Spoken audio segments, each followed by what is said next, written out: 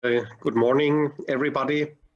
And also thanks for inviting me to this keynote. And what I will be talking about the next 15 minutes is about enabling healthcare through digitalization and AI. And as a part of this, of course, I will also point out the importance of corporate startup engagements. And let me start with a quote from the man who makes the future, Mark Andreessen. He's an investor best known as the co-founder of Netscape and also a co-founder and general partner of the venture capital firm Andreessen Horowitz. In the meantime, it's 10 years ago that Mark Andreessen made this famous quote, "Software is eating the world," in an interview with the Wall Street Journal on August 20th, 2011. And what he said is that more and more businesses and industries are run on software and delivered as online services, from movies to agriculture to national defense. Over the next 10 years, I expect many more industries to be disrupted by software. And this disruption basically is what we call digitalization. And if you turn back the clock 10 years and look at a number of different industries, how they have changed over time, from my point of view, the best example still is the music industries, where in the past one used to buy long playing records and you had your record player at home. And that was more or less the only way to listen to music, or, well, you could also listen to radio, of course, but if you wanted to listen to specific music, then you had to buy the record. And today, I mean, hardly anybody buys records anymore. You will probably subscribe for streaming service like Spotify, and then any new album more or less is available the day it's being released. And you don't own the music, but you have the right to listen to the different songs. So it's a significant paradigm shift in the way music is being bought and what kind of rights you have to access the music. The same applies, I mean, if you look at other areas like online shopping, Amazon or Flipkart, I mean, turn back the clock 10 years and simply check what you used to buy 10 years ago and how much you're ordering online typically today. Other examples in the cab business, Uber came up, or Ola in India, where in principle the company that rules the business doesn't have any cabs, but they provide the service to connect a cab driver with an individual, a passenger who would like to use the service. So the business from the business owner is out without any physical assets, but they are the ones who are controlling the market through digitalization and through software. In healthcare, I would say it's still in the beginning, the whole topic of digitalization, but that also has a certain cause, yeah, because I would say healthcare is really the ultimate challenge when it comes to digitalization for a number of reasons. Here we talk about human lives. The examples I mentioned before, if something goes wrong, let's say if Uber creates a connection between a cab driver and the passenger, what will happen? If something goes wrong, then maybe this individual passenger has to order a new cab because the first one didn't come. But here in healthcare, it's really about life or death. It's about trust. It's about privacy, because probably nobody would like that his disease history is unreal to other people. You have complex interconnections and you have established structures like hospitals. And this is the environment for healthcare and where we have, let's say, the ultimate challenge. But looking at the digitalization and AI, how far it is already in our portfolio, there are in principle 3 steps, you could say: automation of activities, workflow automation, and decision making.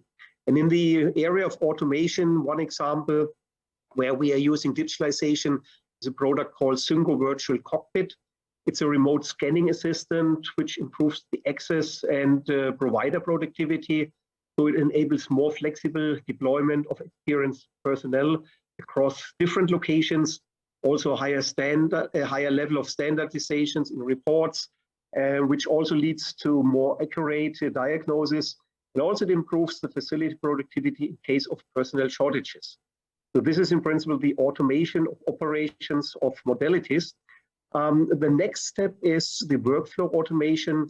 So this is what we call in our portfolio so-called AI Red Radiology Companion Platform, where we have AI-based software assistants for image reading. And those software assistants, they typically automatically highlight anatomies and abnormalities of multi-organ areas in medical images, also including incidental findings. And then those results can be automatically be transferred into structural reporting. And these kind of companions are typically for a specific body part as well as a modality. Here in this picture, we have a chest CT, which means it's a companion that analyzes computer tomography images of chest. And we also are working on a number of additional, of course, applications for different modalities and for different body parts as well. And then the next step would be decision support, where you really provide clinical decision support based on artificial intelligence, from diagnosis to the therapy decision, the therapy itself, and the follow-up. And that is what we call a pathway companion. And the pathway companions, they integrate relevant data to facilitate diagnostics and therapy decisions along clinical pathways. And they also support personalized diagnostics and therapy decisions. So this is what you could say the state of the art, how far digitalization has entered healthcare. But let me talk a little bit about the future. And the future of healthcare, the way we look at it, I mean, healthcare in general, you always have two fundamental questions. The first question is, how am I? Am I healthy? Am I about to become sick? May I become a disease after some time?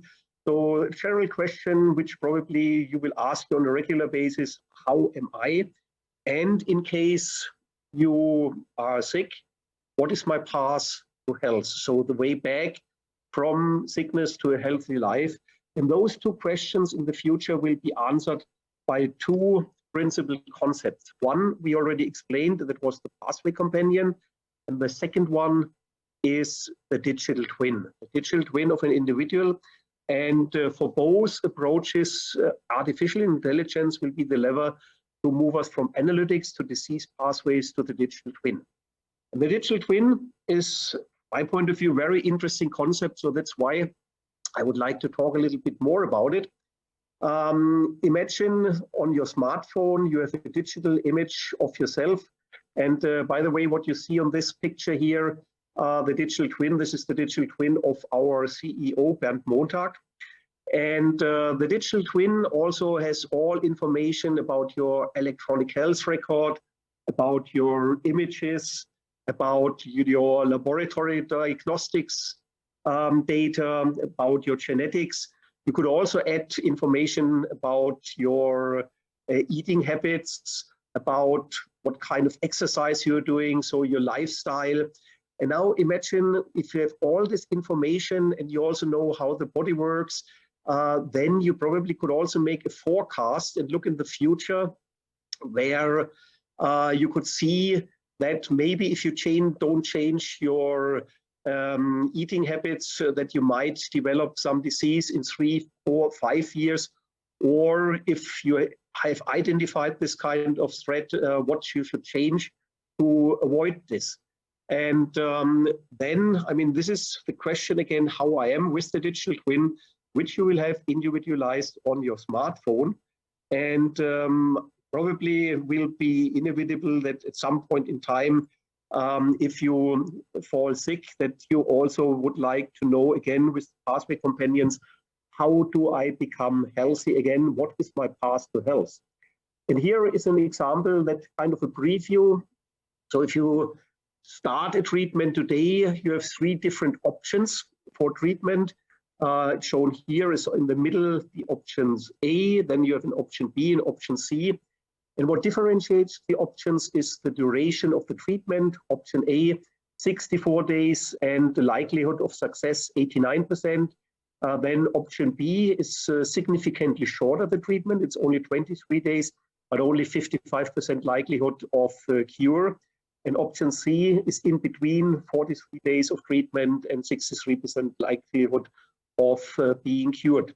Those are the informations which you can derive from statistical data from similar cases like yours, where the system looks into a database and probably may look after other persons where you have the information about the digital twin, which have, let's say, maybe similar disease history or similar eating habits and so on and so forth, so that you really can make the ideal decision individualized on the treatment and finding the way back to health. So this is our overall vision of the healthcare of the future when we talk about digitalization, digital twin, pathway companions. And you can imagine that it's still a long way to go till we really have, let's say, the complete digital twin of an individual. Today we work on digital twin, for example, as of the heart, or we also have a research project where we work on a digital twin for chronic diseases like rheumatoid arthritis. So it's still, I would say, a highly research-oriented topic. And if you look at it, the key topics for shaping the future of healthcare are shown on this slide. From a business transformation point of view, you have the digital twin and pathway companions, what I've already explained. But you also need, in addition, connected health and automation. And the technologies that are relevant to get there, of course, AI and novel computing technologies for medical analytics, machine intelligence and data mining, but also IoT, Internet of Things, edge devices and connectivity, where you will provide standardized Internet of Medical Things platforms, machine-to-machine interaction and decentralized processing. Cybersecurity, of course, also plays a role. And then we have new medical technologies, new scalable sensor solutions, biomedical models, and in the area of automation, clinical robots, intelligent systems, autonomous devices, and clinical imaging and robotics manipulators. So those are the areas where we look into. And you can imagine that as an organization with about 8,000 people in R&D, we probably will not be able to cover all those areas really in depth. And this is why we at Siemens Healthineers, to make our vision come true, we partner with startups to explore and get access to emerging new technologies. About 1.5 years ago, we established a technology accelerator here in Bangalore.